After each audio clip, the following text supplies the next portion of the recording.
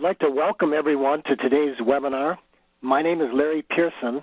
I'm the Vice President of Marketing at Impetus Technologies, and I'll be your host and MC for today's session. Our webinar topic today is anomaly detection, real-world scenarios, approaches, and live implementation. Now, let me just introduce our speakers for today's session. The first speaker will be Dr. Ravishankar. Ravi is a senior data scientist at Impetus Technologies. He leads our data science practice here in the U.S. and works closely with our enterprise customers in their work to turn complex data into actionable insights to drive data-driven business decisions. He plays an instrumental role in that by architecting end-to-end machine learning-driven products and solutions, and then seeing them through and operationalized to production. His areas of expertise include machine learning, natural language processing, data mining, artificial intelligence, graph analytics, and big data technologies. With him today is also Saurabh Dutta.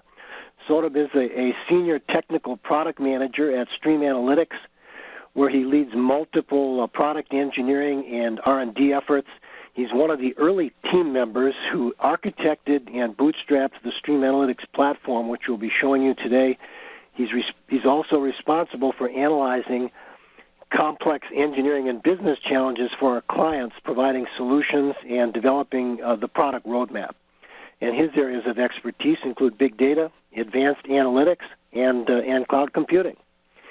So during today's session, we'll be featuring data science approaches to anomaly detection, and all of this is based on our real world work, drawn directly from developing models to solve various anomaly detection use cases across a wide range of industries, and we'll kind of show you the scope and breadth of that here as we go.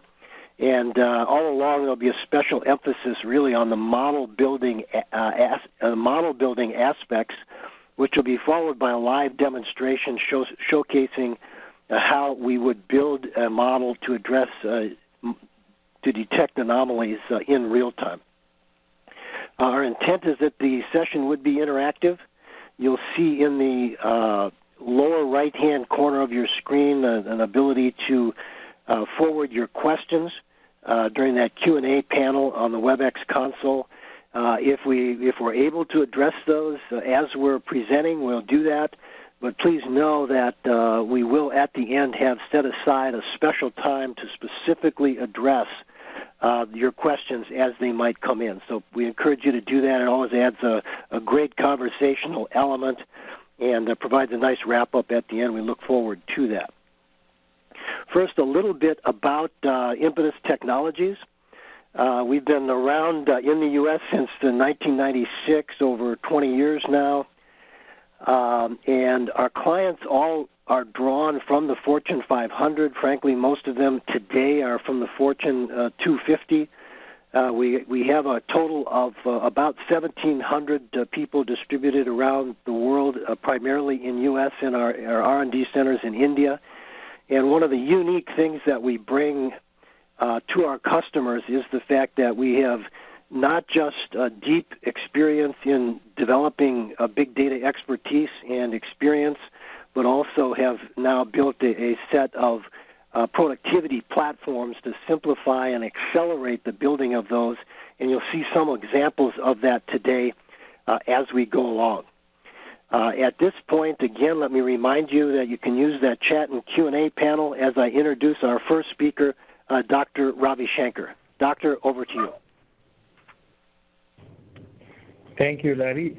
We appreciate you introducing me and Saurabh. So thank you all for also joining today's session. It's a pleasure to be here and be talking to you about anomaly detection. This is a topic that's very close to our hearts because of the work we do in the data science practice team here at Impetus. And also we are looking at applying this to a number of problems across various domains. So the first question that becomes relevant in this context is, what is an anomaly? So across disciplines, you would observe that an anomaly is an observation that will deviate from most of your other observations. And these observations that you normally observe would have a specific pattern that would fall within a close range or would stick to a pattern. But the data point or behavior or pattern that typically is anomalous tends to have a different pattern, in the sense that it could be drawn from a separate probability distribution, or it is not tied to the original data distribution.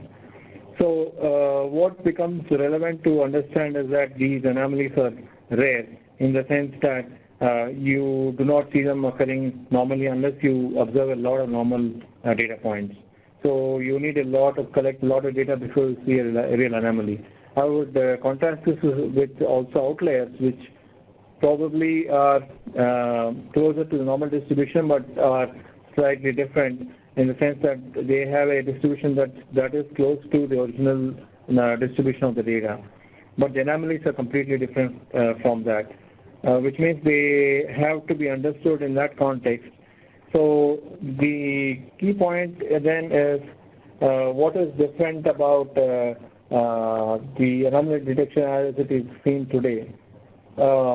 In practice, anomaly detection methods have been used for a long time. Primarily, if you look at financial data analysis and credit card transactions, rule-based methods have been used for over a decade, and they are even being used today. But the problem with them is that as you collect more and more rules, they become harder to scale, primarily because you go into creating a lot of rules to manage, and then the complexity increases a lot.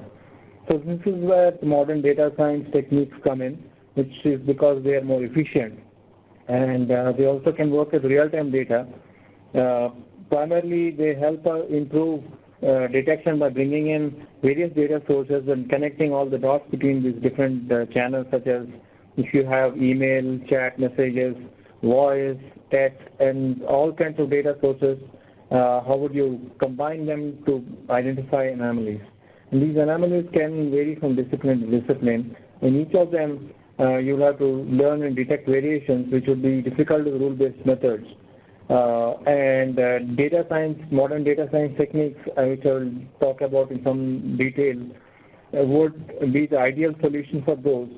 And these are being adapted across various disciplines.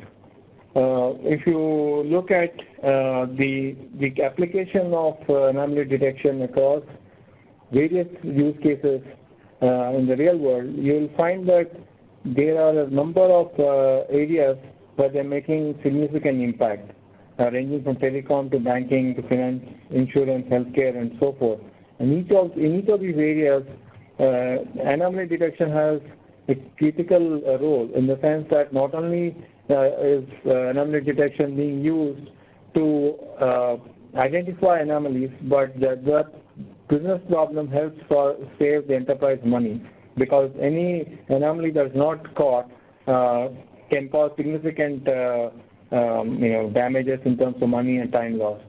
So in the case of telecom, some use cases are, for example, detecting roaming abuse, or revenue fraud and service disruptions, as well as other related use cases. And similarly, in banking, one example is flagging abnormally high purchases or deposits and detecting cyber intrusions. With regard to detecting high deposits and purchases, a typical rule-based method would be sufficient. But what happens when you bring in a lot of data which has a significant number of dimensions? Typical rule-based methods would be insufficient there. So the modern data science methods would come into play, which I will talk about shortly. And there are other cases where the data flow is sufficiently at a high volume that rule-based methods would be insufficient. For example, surveillance is where you have video surveillance, where you have to monitor and you have to identify things that are moving in real time on the screen and trigger an alarm. You need some modern data science techniques.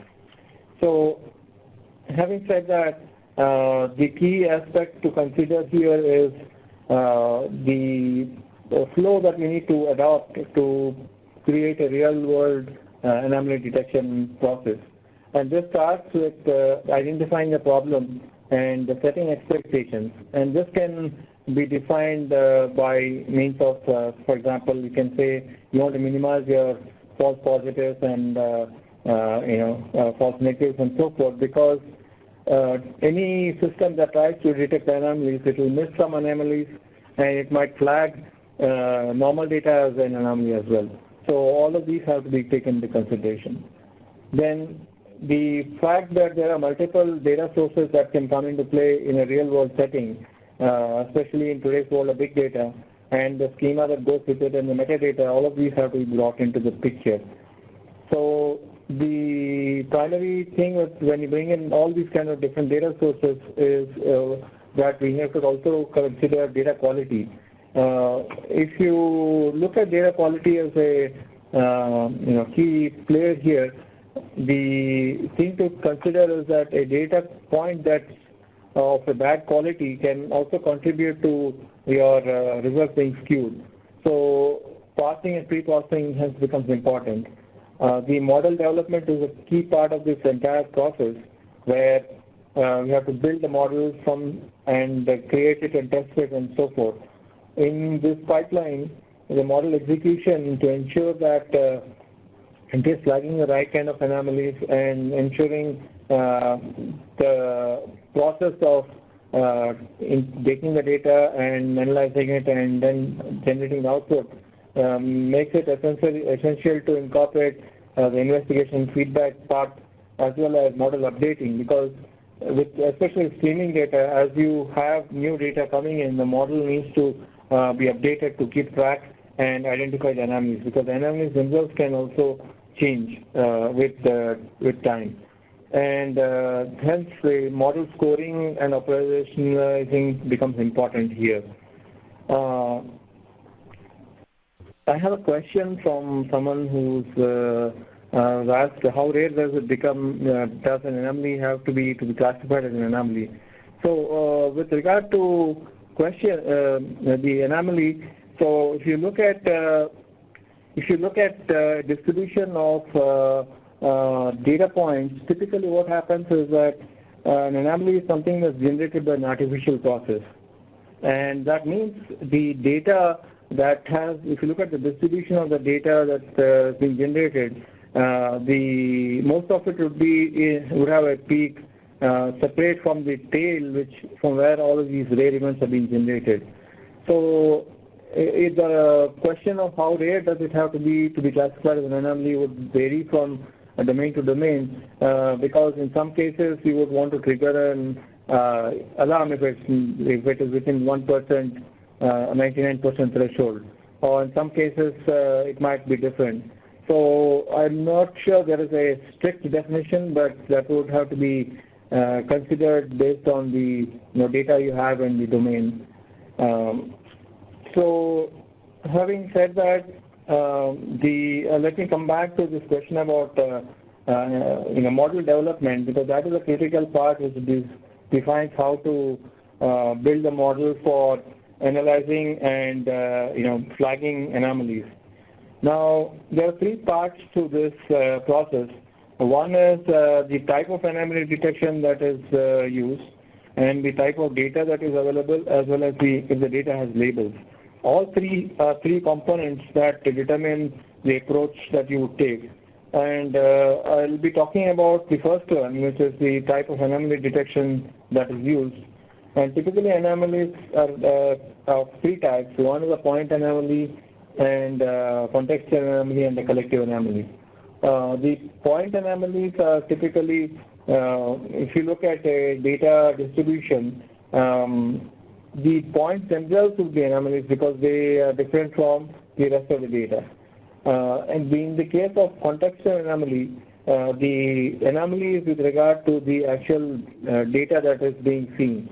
So one example is if you look at the power demand from throughout the year, and if you see a sudden dip in summer, that would probably be an anomaly because we would not normally see a dip during that time of the year. But that is only in context to the rest of the data. And the third type is a collective anomaly, where you have a data that is being generated, it has a pattern, but there are parts of the data which have a different trend. So these are collective anomalies. For the sake of this presentation, we'll be talking primarily about point anomalies, and I'll be talking about methods that we can apply to detect such point anomalies. So the second part of this is detecting, considering the types of data attributes. If you are familiar with different types of data, you will see that there are numerical data types as well as categorical data types, which are, so categorical data tends to be the nominal, ordinal, or binary, where there's an example I put here which demonstrates what these different types are. Nominal are, for example, IP addresses in this log graph, and the continuous data are, for example, the duration, which is time durations. Then the discrete data points are number of bytes and so forth. So all of these kind of data types help us identify what method we can apply to select an algorithm. So this is a very bare bones kind of approach, and we have a more detailed approach we adopt. And for those of you interested, later I can walk you through a flowchart if needed, walk through a more detailed analysis. But at a very high level, if the data has no labels, you could apply one kind of algorithm which would be different for numerical and categorical data.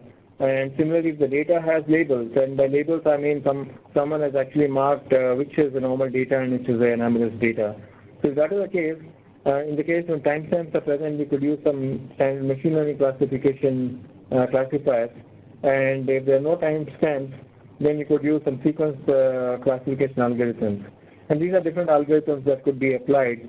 And as I mentioned, I'll be happy to walk you through a more detailed approach we take if anyone is interested at a later point. And with regard to the specific approach that we take for anomaly detection, there are three ways we can set up this problem. The first one is whether to use a supervised approach or a semi-supervised approach or an unsupervised approach. So in the supervised approach, we need what is called training data. So the training data, in the training data, there are labeled data points which are labeled for both the normal data as well as the anomalous data.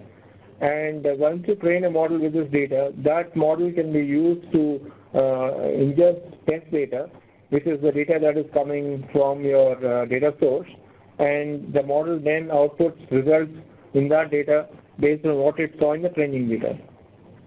So that is one type of approach called supervised learning. Now the problem with that approach is that labeling takes a lot of effort and time and resources. So the semi-supervised approach kind of does one step better, in the sense that it doesn't require you to label anomalous data. Anomalous data, instead of labeling anomalous data, it requires training data to be labeled, which is just the normal data. So using this data, this model, the semi-supervised learning model, identifies what is the normal data in the data that comes into the actual feed. Now, anything that's outside the threshold of the normal data distribution would be flagged as an anomaly. Now, both of these approaches, as you see, require data. So, require labeled data. So, either labeled training data and anomalous data, or labeled just training data for semi-supervised approach. In contrast, the unsupervised learning, which is the third type, requires no labeling, and it just takes the unlabeled data as it is and applies unsupervised learning algorithms and generates results. And these results tend to be some classic clustering of the data, so that we see the segmentation of the data into multiple clusters. now data points that do not fall completely within a cluster or far away from the cluster could potentially be marked as anomalous. Now, the application of these kind of approaches to various algorithms is an ongoing process, and these have been used for some time. And these are just some examples of methods. In the case of categorical, if your data has categorical numerical attributes, there are methods that you can apply. K-modes is a method, for example, we could use if the data has only categorical variables, and it uses a Hamming distance to measure the distance for categorical features. This is as opposed to K-means, which you would use if there was only just numerical data that you had to deal with. There is another type of method called K-prototype, which combines both categorical, which does clustering for both categorical and numerical attributes as well. The generic mixture models are a extension of the Gaussian mixture model based approach, where you are approximating the data, with a Gaussian distribution or a variation of that using some latent variables. So these latent variables could be using the parametric model. So the parameters of that model could be calculated using an algorithm such as expectation maximization or something. It just has applications as well in multiple areas. Now, there's this third method that I put here, which is a robust SVM, which is support vector machine, robust support vector machine. In this case, it uses a kernel-based approach. The advantage of robust SVM over traditional SVM is that it helps handle the overfitting problem. And I can go into more technical detail later if anyone is interested. But the fact is that there are methods that could be used for each of these kind of problems. And another type of data that you could also see is what is called sequential data. And sequential data is, for example, time series data or other data that has a sequence form of a sequence. Even voice and text data can be considered as sequential data for many cases. And the models that can be used in this case are, for example, state space models, where you have a system that is generating this data, which is evolving over time. And the model, you create a model which tries to simulate the system, and the expected behavior is compared to the observed behavior, and the differences are used to calculate if the data point is an anomaly or otherwise. And similarly, there are hidden Markov models, which are an extension of which are conditional probability-based models, which depend on where the current state depends on the past data point, and the relationships between each of the variables, are defined by a transition matrix. So these have applications for sequential data as well. The last one that I put here is the graph-based method would be very useful if there are a lot of complex dependencies in the data. And one example of this is, for example, looking at fraud in a large corpus of email and other data, text data, where you have to extract information and connect various senders and so forth. And some of this has been applied to, for example, even Enron data set for fraud detection. The third type of approach is based on more recent developments in deep learning, where there are methods, based on autoencoders and recurrent neural networks that are really catching up to traditional approaches that I talked about before. And in the case of the autoencoders, there are variations of the autoencoders as well. I've just put one version here. They take an input and encode it, and then try to decode it and try to reconstruct the data that was fed in. And if the reconstructed version of the data is different from what was input, then that is potentially flagged as an anomaly. And there are variations that could be used for different problems.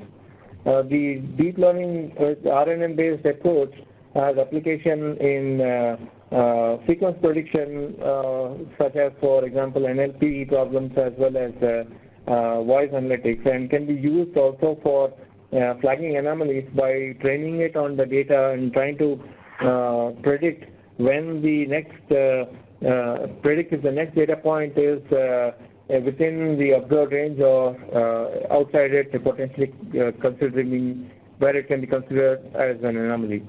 And the last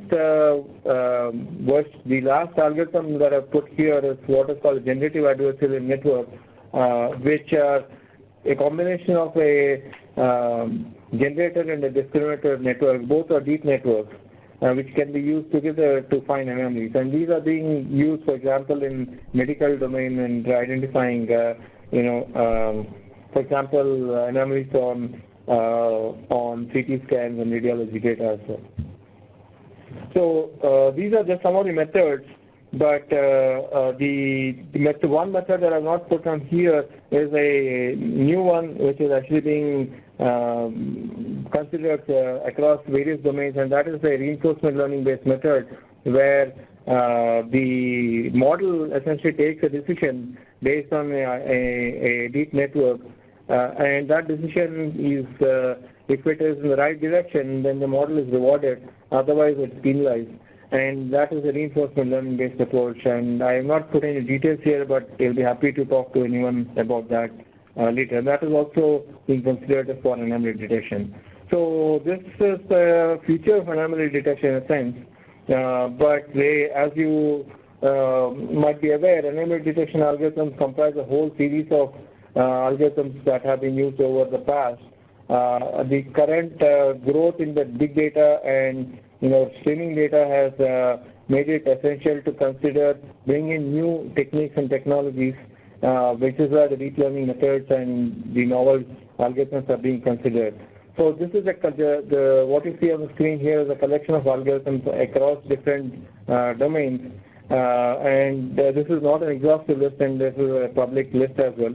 And I'm sure there are a lot of other algorithms that people have developed for their specific problem as well.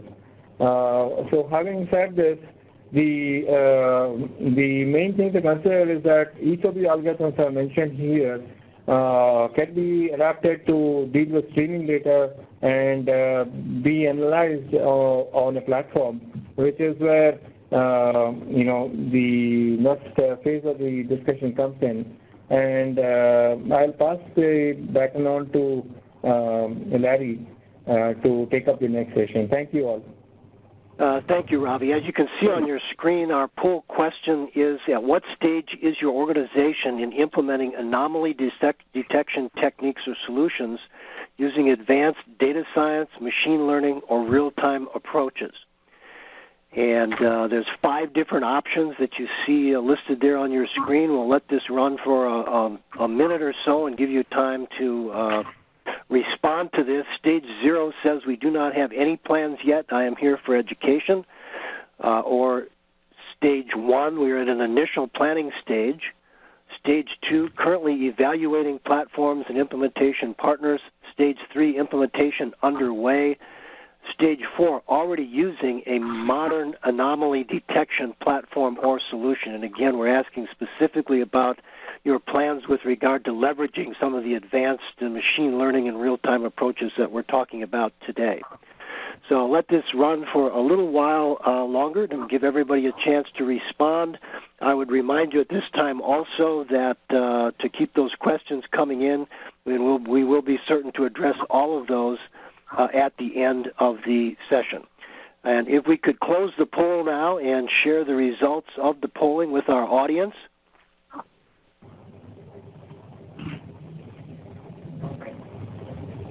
It's coming in. That will take a minute here, and then we'll show that on the screen. There we go. And so basically 51% of you said that you do not have advanced anomaly detection models or plans in place. 17% said in the initial stages of doing that. Another 11% evaluating platforms and partners. 6% have said that they have an implementation underway, and 14% said that they're already using various of these advanced techniques. So hopefully, regardless of where you may be in that journey, you'll find today's material quite helpful. And again, remind you as we finish up now, I'm going to pass things over to Saurabh Dutta to take us through the next portion of our agenda, but would encourage you to keep your questions coming in, which we will address at the end of today's session. Thank you. Thanks, Larry. All right. Hello, everyone. So before we implement the use case, let's go over the steps one more time.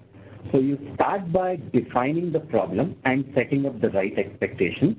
This is followed by defining the sources and the data and where the data will be read from.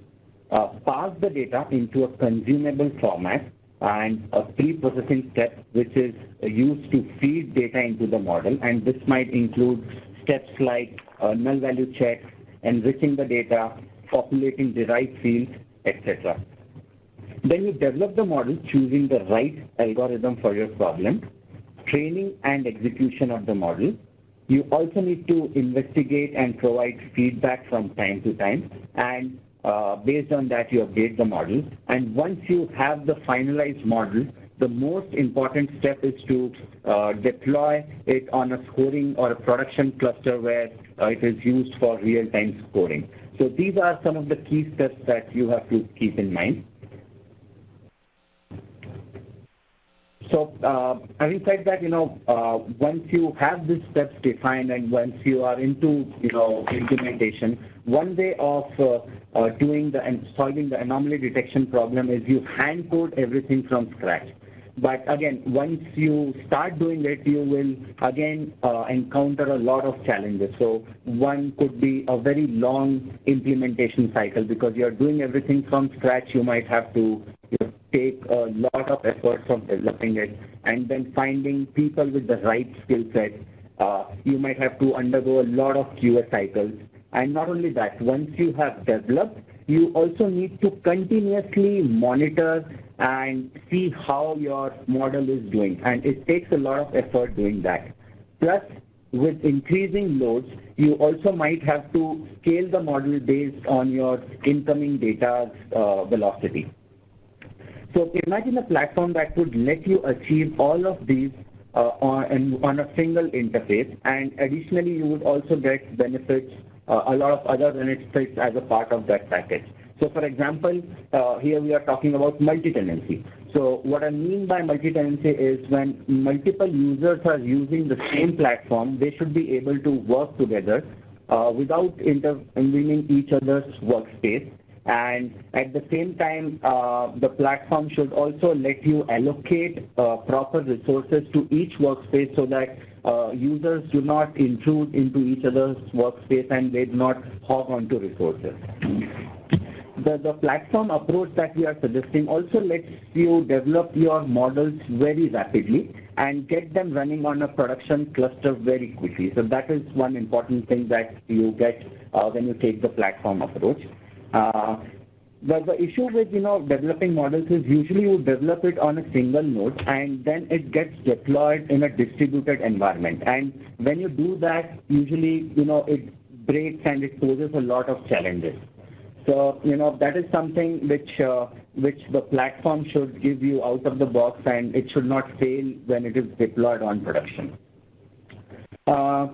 A platform usually also lets you, you can also ride upon the most cutting-edge technologies, so whether it is the case of data science or machine learning or, any other method that you're using to solve your problem of anomaly detection. So today, we see Spark as the most adopted technology for solving data science problems, and with a platform you should be able to leverage such kind of technologies.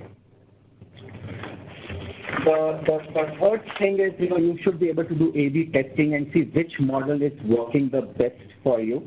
So you should be able to do that on a platform, and it should be scalable. So not only your application but your model, the entire piece should be able to scale with increasing loads. Similarly, monitoring and diagnostics are also a crucial element for any platform. So usually what happens is these applications, they run for very long time. So ideally a platform should have the capability to monitor these running applications. You should be able to track the performance as well as notify the operations folks if there is any failure in your application. One thing with development of such applications is you start very small and then you build upon it.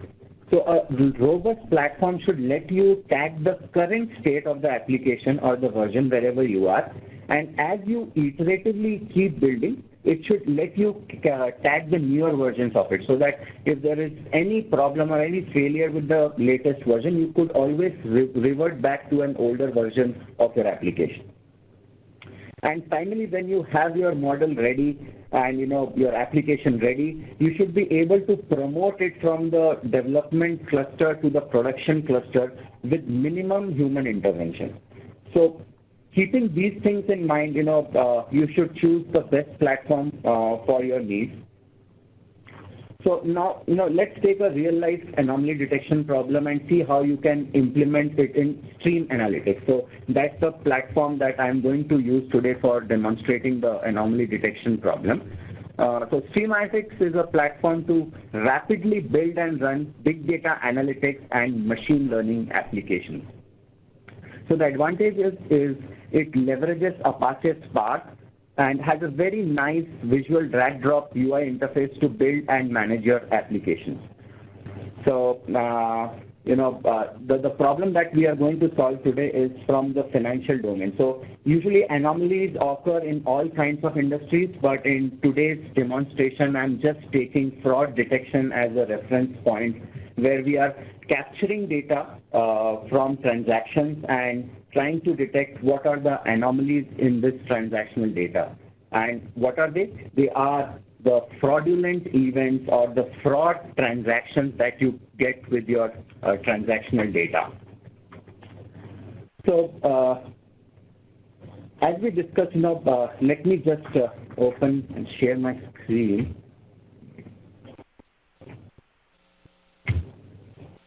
Good. So yeah, so as we just discussed, the first step of any, solving the anomaly detection problem is to define the problem and set the right expectation. So here, the expectation from this use case is a dashboard like this, where you could see insights on moving transaction data along with details of the fraud. So on the right-hand side of this dashboard, you'll see live events which are marked as frauds coming in real time. So you'll see, the amount of transaction, where the event is happening, and the time when the event is occurring. And along with that, there is some additional metrics that is shown at the bottom part of the screen. So for example, the total fraud amount, the fraud events that contribute to the fraud amount, the total number of events, and the percentage of fraud that is currently being ingested in the system. So to implement this kind of a use case, there is a lot of processing that happens at the back end. And let's see how we tackle this using StreamAnalytix.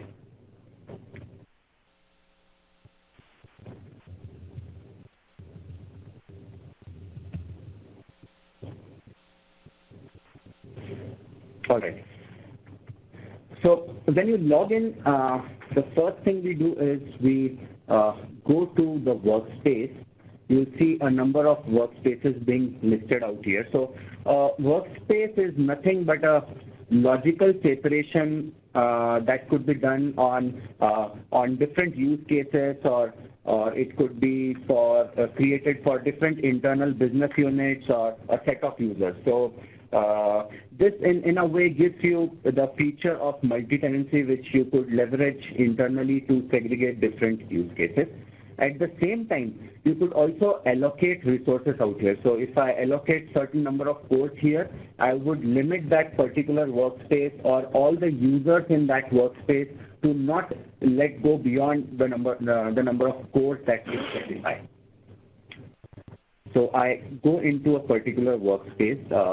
There is this entire summary that is being listed of how many pipelines we have, the metrics, how many pipelines are running, and all that stuff.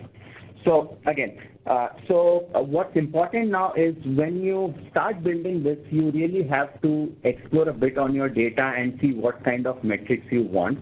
So for that, what you need to do is you need to look at the data. So here, since I'm reading transactional data that's in JSON format, I have something like this. So I have number of different columns that are fed into the system. Right now on the screen, if you observe, there are certain fields that are marked or highlighted. So for example, is merchant compromised, transaction amount, radius from residence, deviation, average transactions. These are certain fields which we consider important, and at the same time, these go as features or as inputs to my model. So that's why we have highlighted them. But again, you could do number of different things like aggregation and all that with the data that is being pushed into the system. But for the model, these are the 5 fields which go as input. Let me again come back to StreamAnalytix.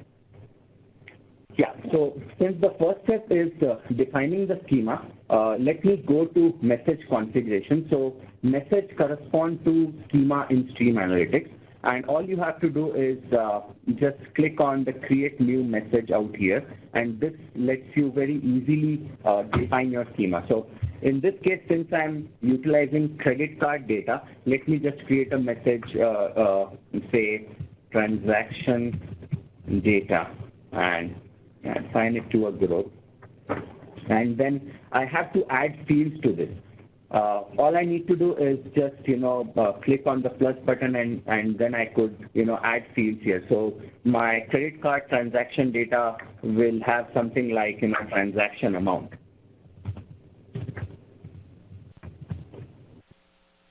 And this would typically be of type decimal. Yeah. So that's how you keep on adding, and you can create your own schema. But sometimes what happens is the number of fields that you want to process are very large in number. So in those cases, you could always go back and upload a file, and this will automatically populate the schema for you. I've already pre-populated the schema that we are going to read. So that's the card detail schema. So here what we do is all the fields that we want to push into the application are already created. So it will have things like name, email, phone, gender, city, again, radius from residence, merchant name where the transaction is being made, merchant city, transaction amount. So we have all these fields which we now want to push into the system. And this is JSON, but there could be data coming in several other formats as well. Say it could be a delimited file, a regular expression, Avro, or in some cases you might have your own custom way of parsing the data. So you read data from a source, you define the schema, and then you specify the parser. So now we should be in a state where we should be able to read the data and process it.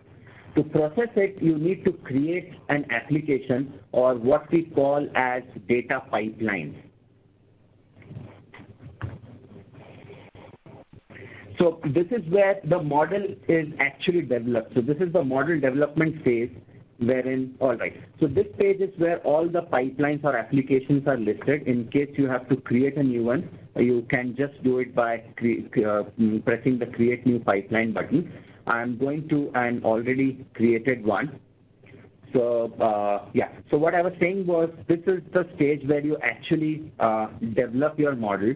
So you need to read the data and push it into the model so that it gets trained. So I'm using a supervised learning. So what that means is all the data will be labeled. I'll come back to it in a while. But what's important here is the data might reside on various different data sources. here, I'm reading it from the file, but it could be, either present in Hive, it could be in database or on HDFS or on the cloud. So you should be able to read data from multiple sources and then, do some pre-processing over that data and then push it into the analytical operators that we have so that it gets trained.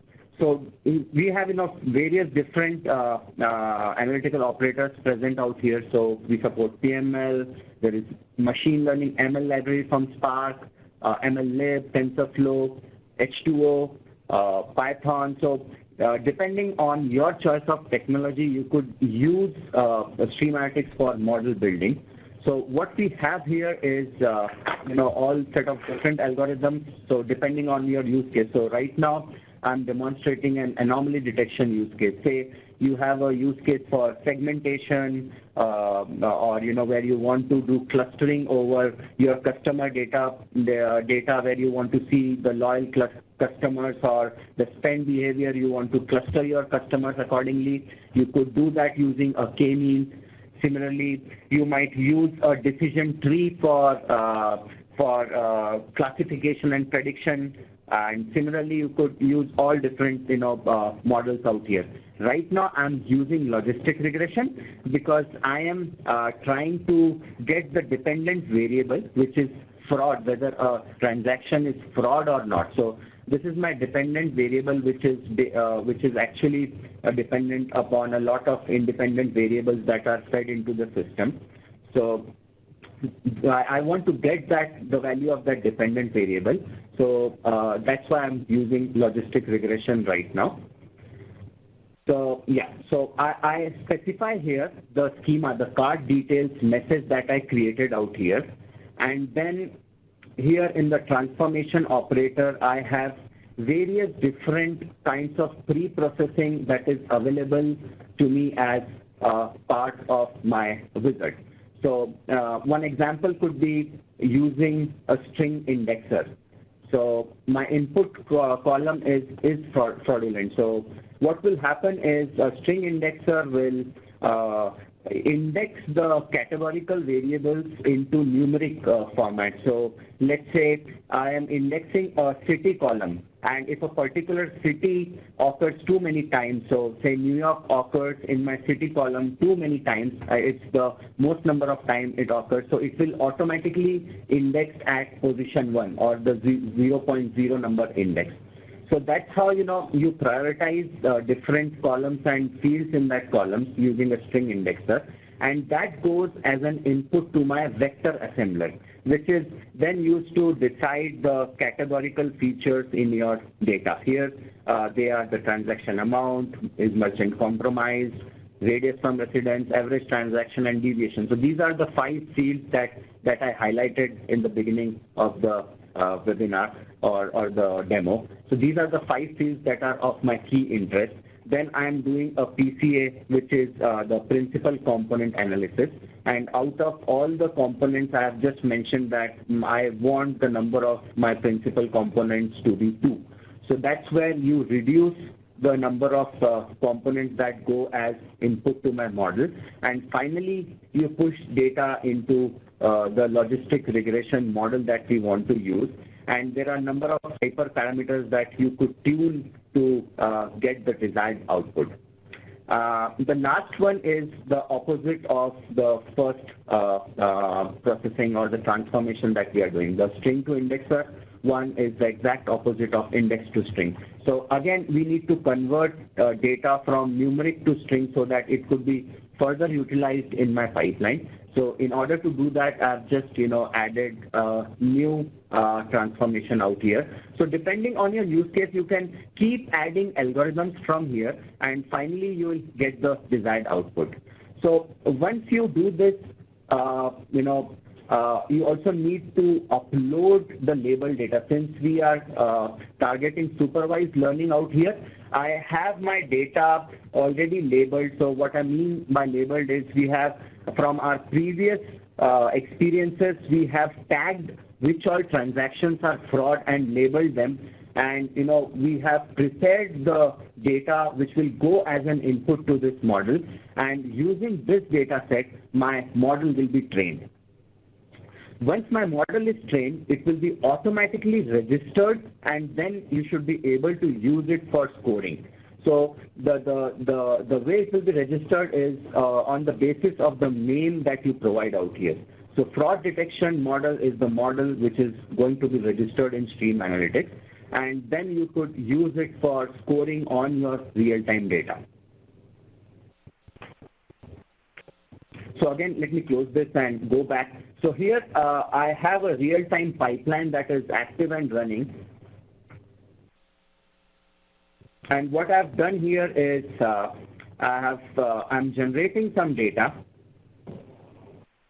from one of the out-of-the-box operators that we have, which is the data generator. In case you do not have the actual data, you could always use this kind of a processor to generate data and push it further so that your development isn't hindered if you do not have the data. So I'm using one of that data source, and I'm pushing that data into the model I just trained. But before I do that, what I've done is I have added some pre-processing here as well. So, your data could, there is a possibility that your data is not in the format or not clean enough that you could directly feed it into the model. So in this case, something like an enricher comes handy, wherein you could clean the data. In this case, I am deriving a field. So what I'm doing is I am calculating the deviation of the transaction from its usual behavior. So what I've done here is it's a simple subtraction of the transaction amount and the average transaction. So if the average transaction typically lies in the range of 500, and suddenly I see a spike, let's say in the range, if a transaction is made in the range of, let's say, 5,000, there's a big spike out here which I want to capture using the deviation. So out of those 5, this is one of the key features which go as an input to my model. So here in my logistic regression, what happens is I have all the fields along with the deviation which go as input to my model, and then I predict a field which is just an field in my schema, and I predict here whether my transaction is fraudulent or not. So based on that, the map gets populated, and I'm also doing some other aggregations on the total number of events.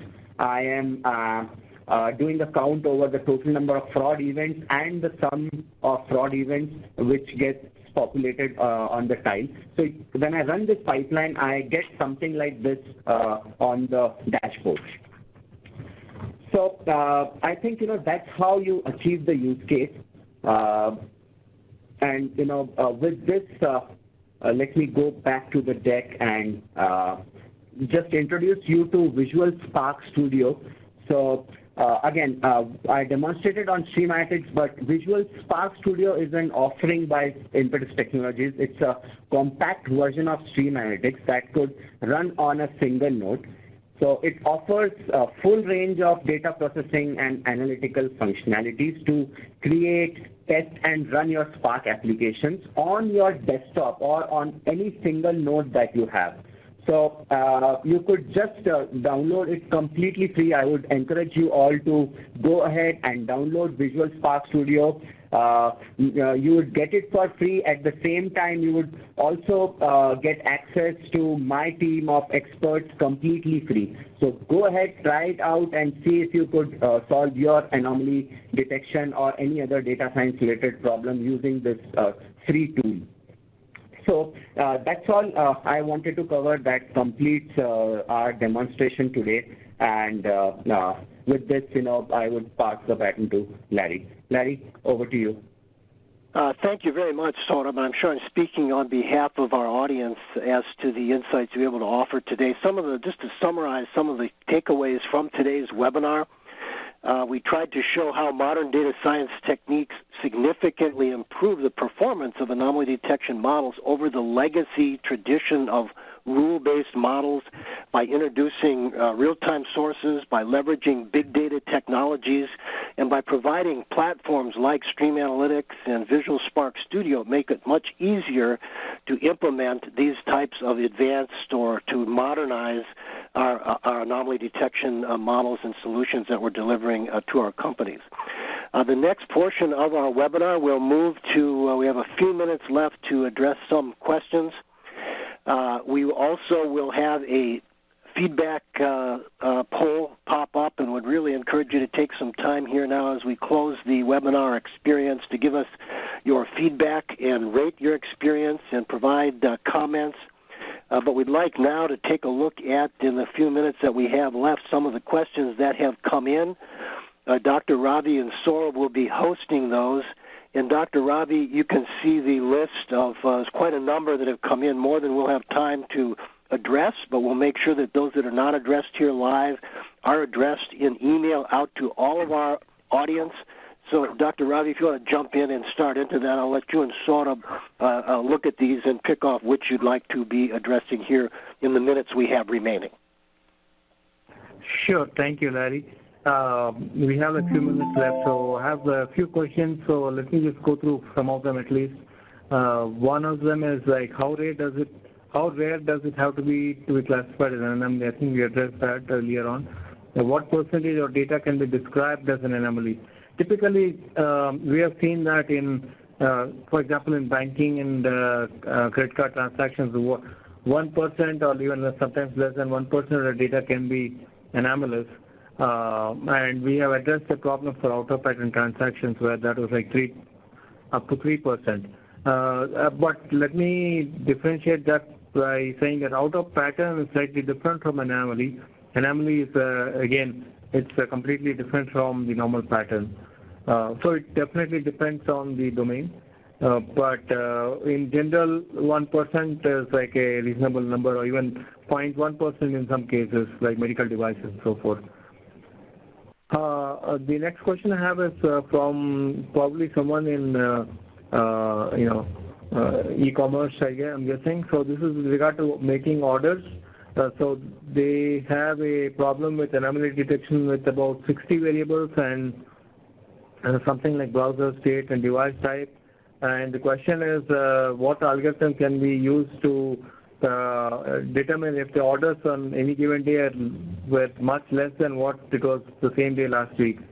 So this kind of problem, typically you would look at all the variables, and because you have 60 variables, and we'll have to figure out which of those are categorical and which are numeric.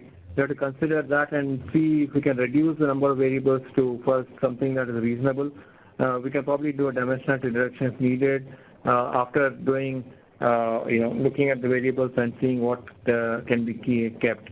But I would think we are looking at a time series problem also, right? Because you have data points every day of the week, and we can use some time series prediction algorithms and anomaly detection on that.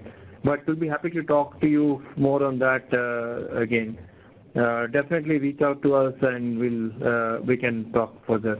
The other question I have is, do we need past data with fraudulent records labeled by someone for model training to happen? What if we don't have many past data that are identified as labeled as anomalous? So this is actually a two-part problem, I think. One is that you need labeling for the normal data and also labeling for the anomalous data. So the labeling for the anomalous data tends to require human, at least if you're looking at a supervised problem, then either they have to be marked by another algorithm before or by human so that the accuracy is higher. And the labeling for the normal data can be bootstrapped, to my knowledge, to improve, because the normal data tends to dominate, maybe 90 to 95% or even 99% in many cases. So that data can be labeled in a more easier way. But there are better, if you're looking only at the supervised learning, then that is the option. There's also other things that could be done in active learning and so forth. Once again, we'll be happy to talk to you about that in more detail. And let me pass it on to Saurabh for him to answer a few questions as well. Sure. I think I just have a couple of questions for Zach. So I see, what formats can be imported? Can it be connected to database? Sure.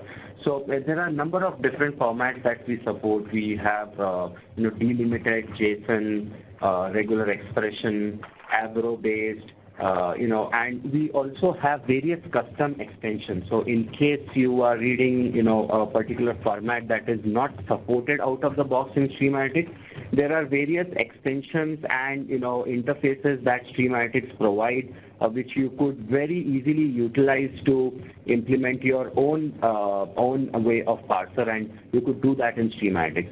The second part is if we could read from a database or not. Yes, we could read from a database. That is exactly one of the problems that we resolve. So again, there are two scenarios that come in. Sometimes you have to read from databases in batch, and sometimes you have to read from a particular database as the changes are happening. So which typically falls as in the category of change data capture or CDC. So yes, both of these things are supported in StreamAnalytix, and you could very well achieve it. Great, Saurabh. We're out of time. There are a number of other questions here. I'm just glancing down those questions with regard to, can anomaly detection work with unstructured data? Do you have experience applying this with voice or image applications? How does deep learning fit in, and when do you have a need to use deep learning? Do you have specific experience in the telecom domain, which we do, and several other questions. And we'll make sure that all these questions are answered and included in the email that goes out. Also, in that email will be a link to the archive of this same webinar, which will be available early next week for any of your colleagues who may not have been able to join today, or others that you would like to benefit from this. Any of those of you who would like to forward any other questions that you may have, you see here on the screen inquiry@streamanalytix.com or inquiry@impetus.com, and we'll be happy to follow up with you and provide whatever help that we may be able to provide. This concludes our event for today, and on behalf of Impetus Technologies and our presenters, I want to thank you all for joining us, and we look forward to working with you and helping any way that we can. And above all, have a wonderful year-end break for the holidays, and we'll look forward to seeing you again on future webinars. Have a great day.